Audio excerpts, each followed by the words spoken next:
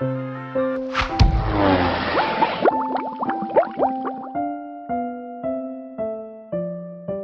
中还有第3个家庭，这个家庭呢，其实对我来说是一个很有趣的状态，就是一个女生，她可能17、8岁就结交了男朋友，然后就怀孕就生了小孩，但是她认识了一个很烂的人，他就是一个帅气的大混蛋，就是其实是一个烂人，然后爱赌博，不牢靠，但是呢，他为她生下2个小孩，丽文，好，他带着2个小孩，父子跟他的女儿丁玲，理论上。这个女人啊，她被骗1次，她生下了长子之后，她就应该认清了这个人了。但她还会再被骗第2次，就是说她还会再跟他生下同一个，就是生下女儿。在我当时我们在写的时候是大学的时候，她执着一个很浪漫的爱情，她爱上这个人，她帮他生了这个小孩。这个男人拿了钱之后无故失踪，本来是他们结婚要的钱，无故失踪。无故失踪的时候，他帮他编织了一大堆的借口，他一定是发生什么事，他一定不是故意的。然后几年后他再回来的时候，他又原谅了他，又跟他生了小孩，一直又过了1、2年才知道这个男人是彻底的烂人，然后他离开他。对我来说，这个单亲妈妈，她其实是不是等于是说她是死在她的爱情上，她的人生毁在她的爱情上？爱情是一个很难定义的名词啊，就是其实我一开始接到的问题和任务指令，就是说要解析这个为爱情死在爱情手上的这个丽文。我记得我那时候问你的问题是说，它可以有很多种状况啊，例如说，他那个南部的父母的老家是什么样的状况？我记得我们后来是比较预设，因为其实大家看到一个剧前面的呈现，我们背后是有很多设定到3代以上的祖宗8代背后的内心的这个脉络。那我们那时候的设定是说，他的父母可能就是一个比较传统的家庭，可是父母亲对他其实是就是因为比较传统，所以控制欲比较强。那这个丽文其实他北上求学，接触到这个宽广的世界，他很想证明自己。一个女孩在涉世未深、年轻的时候，想要证明自己的最简单的方式，就是跟随骑上王子的白马嘛，然后想要到一个他父母没有住过的城堡。对，这是一个童话的寓意，常见的状况。所以当志良展现的那么帅气，然后那么样的花言巧语的时候，他觉得非常奔放。对丽文也是非常奔放，因为这是他的南部老家里面听不到的话语，情感的表达是那么的。不要说肉麻啦，应该说是那么的丰沛，直接，对，然后这个跟你一个传统的家庭非常不一样，所以他觉得他在这里他的情感面得到共振，于是他追随这个东西。可是您刚刚讲到说，一个女人被骗1次，难道还不够吗？对啊，就带着一个小孩那么年轻，然后他自己也念了大学，却为了这个东西也没有什么好的出路，就是变成被一个小孩绑着。为什么还会再回来又接纳他，然后还生第2个？这样子的状况，我会觉得有趣的是，在心理上回应到我刚刚讲的，在精神分析理论里面找伴侣，还有一种共鸣。你看看他这种在爱情上跟志良在钱上有没有类似，叫做赌徒心态。志良是不是输了还要再去翻，然后看会不会最终他会赢回来？很多女人在爱情上受挫1次之后，类似的对象回来，不一定是同一个人，就是借尸还魂的不同的人回来的时候，他还在栽进去，干嘛呢？栽进去有一点那种赌徒的心态是，我最终还是会搞定你这个人，所以我前面也没输。所以他最后如果把志良真的弄成是一个顾家的好老公，或他们成立一个家庭，那么他所有前面带着父子受的苦，就通通得到平反了。他就变成是一个坚贞的妻子嘛，对，苦守寒窑，但是最后他的婚姻还是神圣的，还是成功了。可是要一次一次的到他发现说，再赌只会输光光。对，而且这又是女性跟男性一个很不同的地方。女性有了小孩之后，她的赌本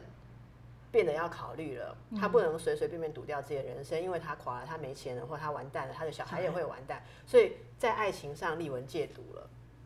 讲这个男的，他可以一直赌。我觉得赌徒啊，在一个家庭里面真的是非常可怕的一个，会让一个家庭非常痛苦。对，那就是我觉得毒瘾这件事情，就是他一直想要去赌，一直想要去翻身，然后他一直觉得我所做的一切其实都为了你，我去赌博其实是为了要赢钱来给你有很好的家庭。对，他不会在什么时候就觉醒就停住了。通常会在一个蛮大的事件之后觉醒啦。可是那个大的事件，常常是要很大的失落，然后冲撞到让他觉醒说，我不可能得到我幻想的东西。赌徒的心态是这样，像志良他不是那种真的很坏的或是反社会人格的人，不是。他其实在我们的剧里面大家会看到，其实还有人蛮喜欢他的哈，比方说像老板娘就会蛮喜欢的。那他其实是有着一种缺乏现实感的人格特质，他在遇到挫折或者说他不是人生胜利组。你看我说我刚刚说到是 Winnie 跟勋奇是当妈妈的两个极端，然后 Matt 跟志良是男性的两端，一个是社会上成功的男性，一个像是社会上尖角的男性，就是我们说比较不成功，然后比较被认为是失败的男性。可是他们同样在这个社会里面都有着一个要追求成就的需求嘛。好，那他也需要在老婆面前被看到他是有能力的，可是他又没有真正那种谋生的能力，他没有办法吃苦去做任何脚踏实地的工作。他们家的这两个小孩，我们在剧情当中就是父子，他是在小时候都是在南部跟阿公阿嬷长大，对，然后后来丽文才大学毕业，开始要上班了，有一点点谋生能力，才把小孩带上来，然后傅志良再回来，他又跟他生了另外一个女儿。好，这个儿子叫傅子敬，对，傅子敬的这个小孩，他就是我们的主角之一。他其实把傅志良当英雄，他把这个爸爸，他觉得妈妈其实你就只是会上班而已啦，其他都不，他只把爸爸当英雄，所以他没有办法理解他妈妈为什么一定要把这个爸爸赶出去。然后我觉得丽文面对这个小孩，他会怎么办？他应该会很无力，或者是会很火大吧？对，有几个点啊。那时候我们就剧组里面对这个傅子敬的讨论最多，争议最多。那时候我记得编剧抛出来一个问题说，他怎么崇拜的英雄是那个没见过的或不在的爸爸？他为什么不是崇拜妈妈是女英雄？我记得我那时候我还记得那个讯息，我即刻是在路上回的，我就跟他说哦，整天在那边要管教他，有时候会骂他打他的妈妈，万一是神力女超人，那可完蛋了，因为被神力女超人打的时候，可能妈妈的力量那么大，他会害怕被毁灭。我想表达是什么？就是说，小孩子常常对于父亲的缺席会感到自卑。我们这出剧，我个人认为应该说最细致的地方是跟我们的社会文化跟社会很多的观念贴合在一起的。也许换一个社会就不是这样，可是在我们的社会里面，对于一个没有父亲的家庭，有着相当的歧视。好，所以在这样子的状况之下，你可以想象这个小父子敬，他从小在爷爷奶奶家，难道没有亲戚朋友？我们说亲戚50哈，会讲说你妈妈的人生就是被你爸毁了，就是因为生了你，不然你妈妈哦，其实可以念更高的书，或妈妈的同学其实现在在念研究所，在哪一个阿姨在哪边很好，你妈妈的人生就是被你爸爸跟你毁了。那我刚刚讲前面说，小孩子会反映出父母的矛盾，小孩子还有一个特质是，父母的荣耀就是他自己的荣耀，因为那是我们的出身。所以你如果辱骂我的爸爸，你就是辱骂我嘛，因为我是从那个人那里生出来的，对。那这个父子他会产生某种焦虑，所以第一个是我是不是一个罪人的坏人的小孩？那我是不是带着坏跟罪的本质？他说不出来，可是他会感觉到。当然，一个小孩不会说我是不是带着坏的本质，不可能。可是他就会有这种焦虑。第二个是因为丽文的需要养家，他非常辛苦，他兼工作，然后到处忙，然后什么，然后所以有时候脾气也没有办法很好，疲累。小孩子无形中会看到母亲这么累，会有罪恶感。我让妈妈这么累，所以在这一切的事情当中，他必须去向往一个那个不再缺席的父亲，其实是一个机会。因为他缺席，所以可以赋予无限的幻想。如果你是跟我朝夕相处的妈妈，我把你幻想成仙女，我看你卸妆，我也知道我想错了，这是幻想。可是如果妈妈不在，我是不是可以幻想我妈是全世界最美的女人？因为我没看到。有道理。所以缺席的父母，我们看到台湾社会离婚的人很多，很多的小孩都会理想化缺席的那一个双亲，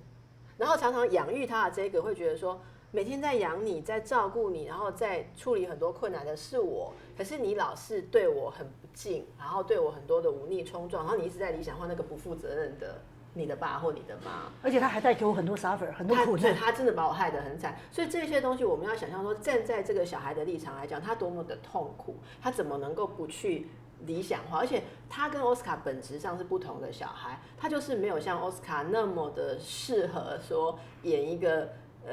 聪明啦，也许成绩好，他就是有点少根筋，然后又冲动，然后又有点就是不是很牢靠这样子的个性，所以他在功课上、学业上、学校的，甚至跟人家玩游戏，搞不好他都不适合当王。因此，他更需要去幻想，他有